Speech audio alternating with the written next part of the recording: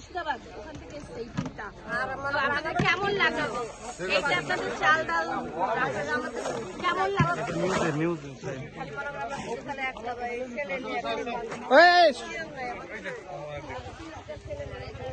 কে আছেন? আমরা মুর্শিদাবাদ থেকে এসেছি। বহু দূর থেকে আসছে না।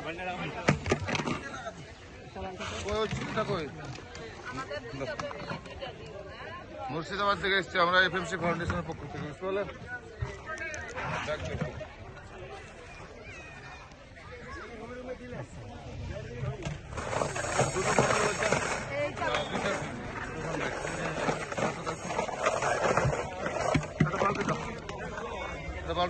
বালতি একটা দিন দিলে ওইটা পরিষ্কার করে লাগবে দেখাচ্ছি না।